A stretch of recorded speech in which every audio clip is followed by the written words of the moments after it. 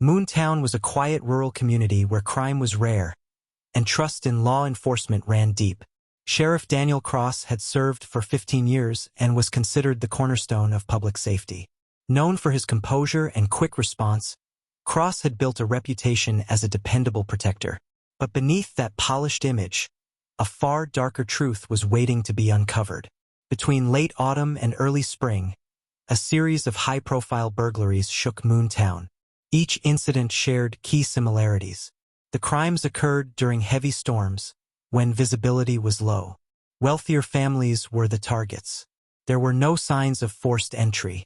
Only valuable items such as cash, jewelry, and family heirlooms were taken. The precision suggested the work of someone with intimate knowledge of the victims' homes and possibly law enforcement experience. Deputy Marcus Hale, Sheriff Cross's second-in-command, began noticing troubling coincidences. Every burglary occurred on nights when Cross insisted on patrolling alone.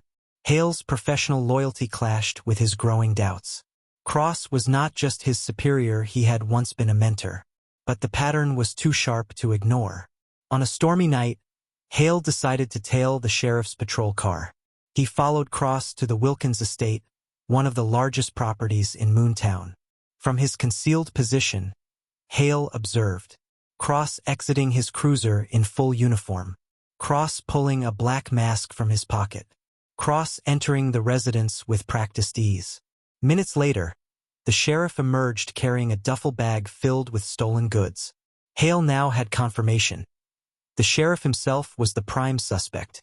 Hale contacted the State Bureau of Investigation, presenting his findings and weeks of compiled reports.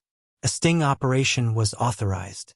On another stormy night, agents observed Cross attempting to burglarize the Jennings residence.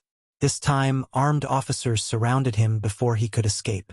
For the first time in his career, Sheriff Daniel Cross was stripped of his authority, his badge replaced with handcuffs.